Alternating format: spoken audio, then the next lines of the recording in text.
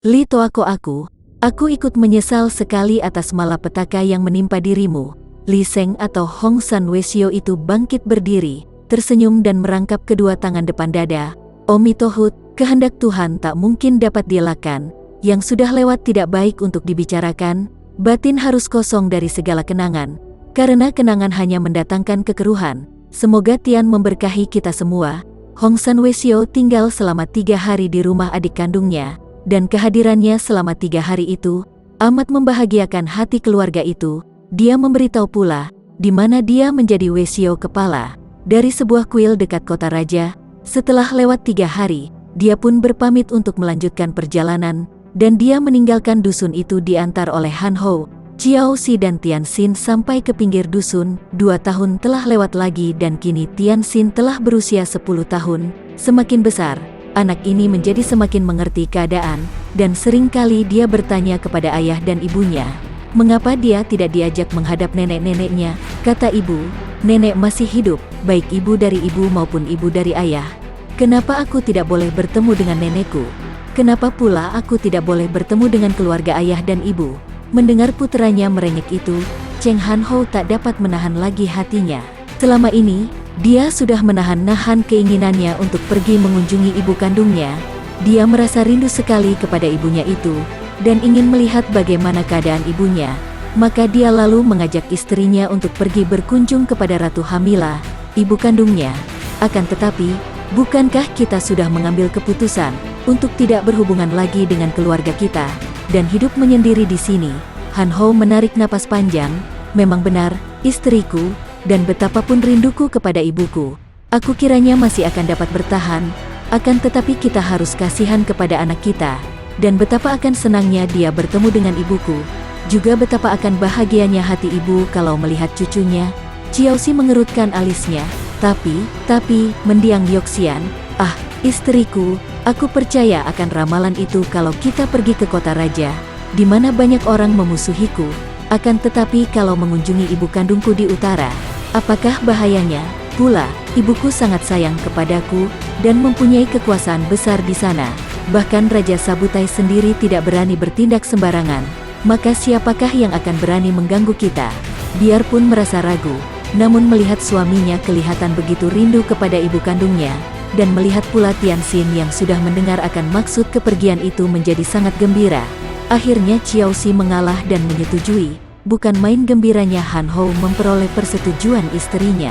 Ia seolah-olah menjadi seperti kanak-kanak yang dijanjikan hadiah besar.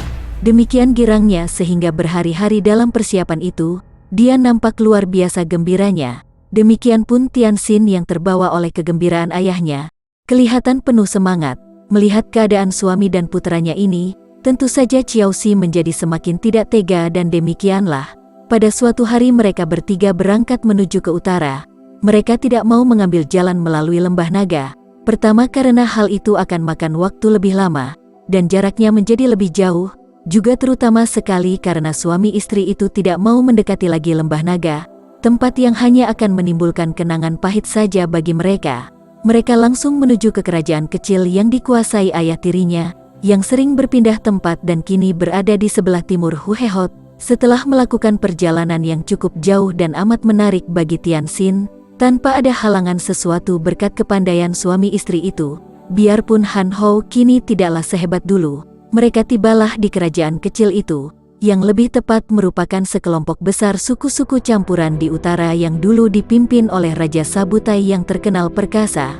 Mereka disambut oleh Permaisuri Hamila dengan banjir air mata, dan Pangeran Ogutai atau Cheng Han Ho bersama istri dan putranya segera diajak masuk ke dalam istana kecil sang permaisuri. Di situ Han Ho mendengar bahwa Raja Sabutai telah meninggal dunia, dan sebagai penggantinya kini diangkat seorang adik misannya, Raja Sabutai yang bernama Agahai, terhitung paman dari Han Ho yang sejak mudanya telah menjadi pembantu Raja Sabutai yang paling setia. Putri Hamila merangkul putranya sambil menangis dan dalam tangisnya ini samar-samar dia menyesalkan kepergian putranya karena kalau tidak, tentu putranya ini yang kini menggantikan Raja Sabutai, bukan Agahai. Putri Hamila yang cantik dan agung itu kini ternyata amat lemah dan sering sakit, terutama sekali karena memikiran putranya yang tadinya disangka telah tewas karena gagal dalam pemberontakannya. Raja Agahai yang maklum akan kelihayan Han Ho menerimanya dengan ramah. Bahkan dengan sikap manis menawarkan kedudukan tinggi kepada Han Ho kalau saja dia mau tinggal di situ dan membantu raja.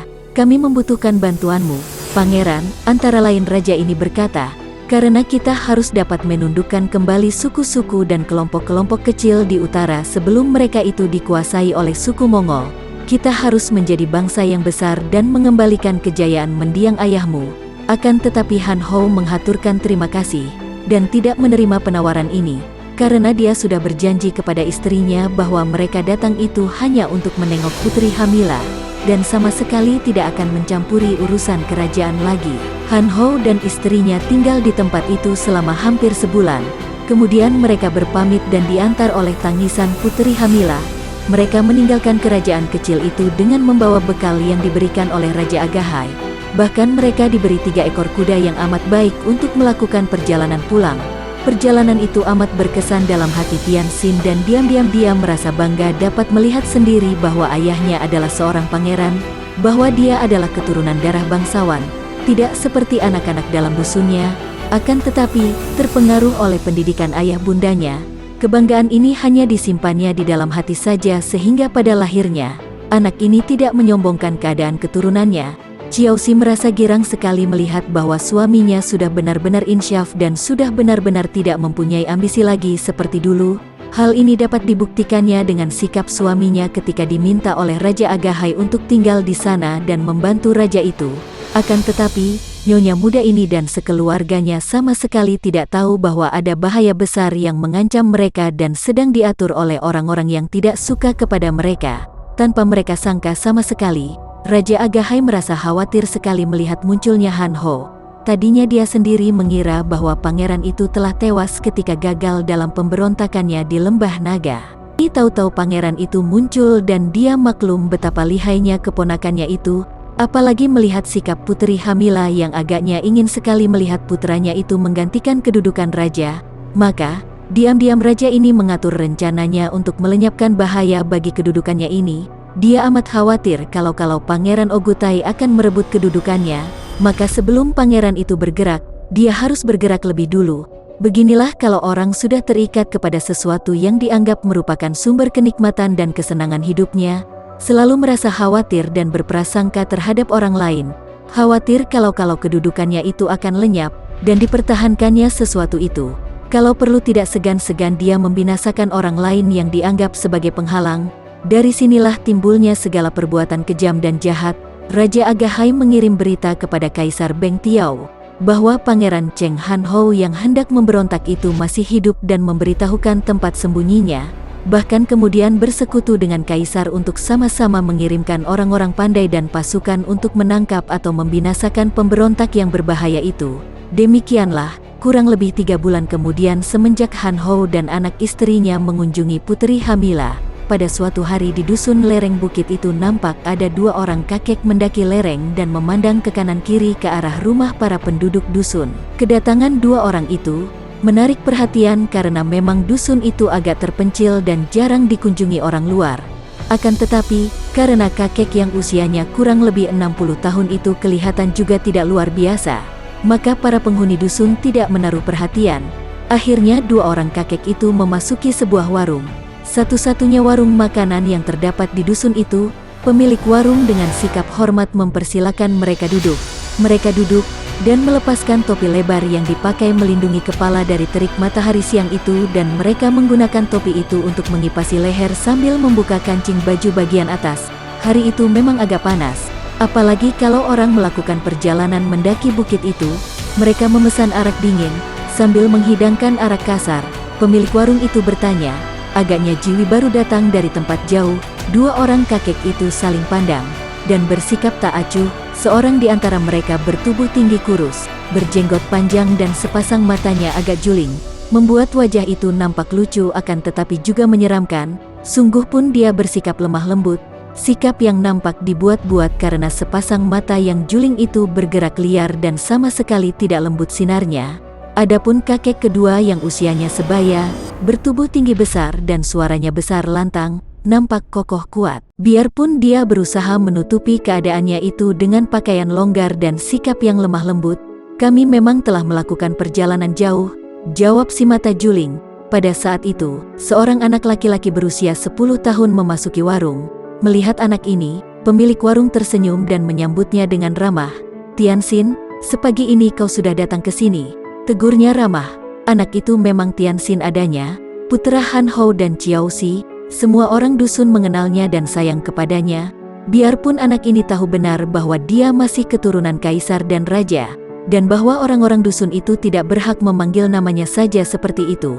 Namun dia tidak pernah menolak dan membiarkan semua orang memanggil namanya begitu saja. Seperti terhadap anak-anak lain, juga ayah bundanya tidak pernah merasa keberatan karena memang ayahnya menyembunyikan keadaan dirinya dan tidak ada seorang pun tahu bahwa ayahnya adalah seorang pangeran. Bahkan nama ayahnya pun tidak ada yang tahu. Dan ayahnya hanya dikenal sebagai Cheng Xiaowia atau Tuan Muda Cheng karena semua orang dapat menduga bahwa ayahnya itu bukanlah seorang petani biasa saja. Paman Acoan, saya disuruh ibu untuk membeli tauko, karena ibu telah kehabisan tauko, katanya sambil menyerahkan panci kecil. Baik-baik, kau masuklah ke dapur dan minta tauko yang paling baik dari Assam, kata pemilik warung sambil tersenyum ramah. Sementara itu, kakek yang bertubuh tinggi besar dan bermuka agak kehitaman itu, tanpa mempedulikan anak itu lalu bertanya, Acoan, kami ingin bertanya sesuatu kepadamu. Mendengar nada suara itu agak sombong, si pemilik warung menengok dengan alis berkerut. Tidak biasa penghuni dusun mendengar nada suara yang sombong seperti itu, apalagi dari orang asing yang baru saja mendengar namanya disebut oleh Tianxin tadi. Bertanya tentang apakah, jawabnya dengan sederhana dan memang pemilik warung ini, seperti para penghuni lain di dusun itu, tidak biasa berbasa basi sehingga cara bicara mereka pun kasar. Sungguh pun kekasaran itu berdasarkan kejujuran, bukan kesombongan. Di dusun ini tinggal seorang pangeran pemberontak.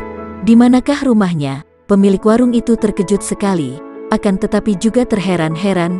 Dia tidak melihat betapa Tianxin sudah keluar dari dalam membawa panci berisi tauko. Dan anak itu memandang dengan mata terbelatak dan jantung berdebar.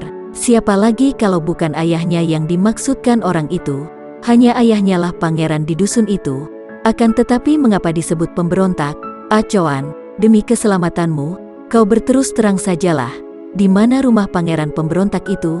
Kata kakek mata juling dengan suara meninggi. Acoan pemilik warung itu memandang kepada dua orang kakek itu bergantian dengan mata penuh keheranan dan penasaran.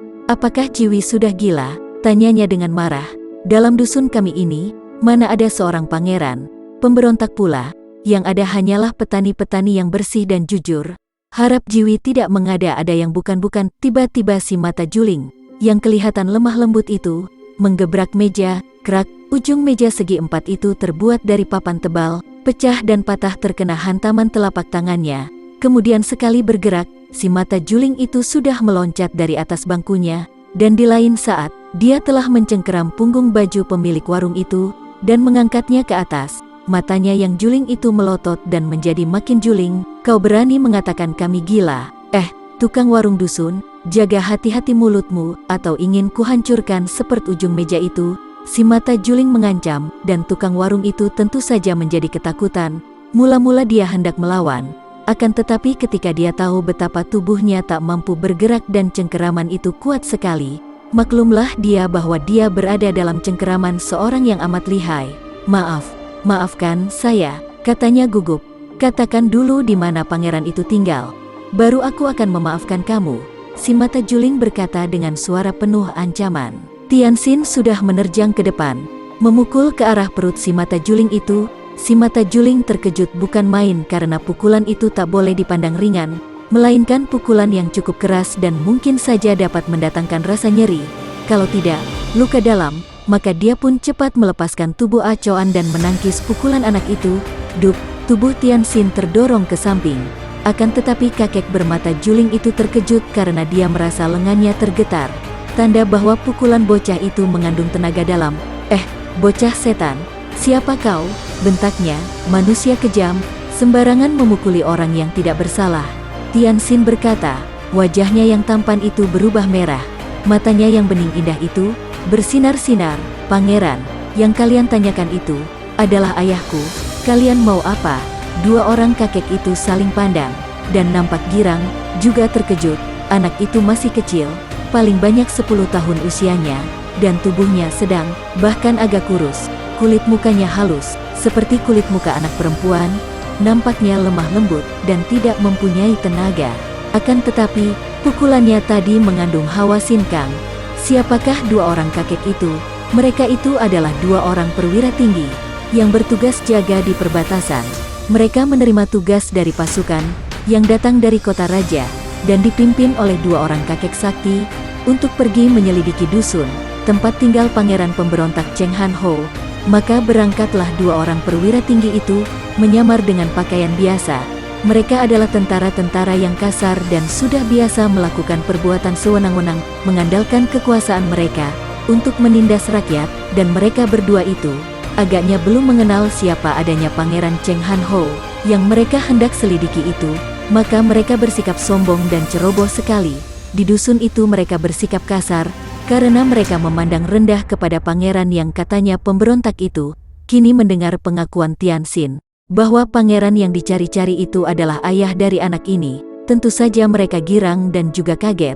Sebetulnya, dua orang perwira tinggi ini memiliki kepandaian yang cukup tinggi, maka mereka ditugaskan untuk itu.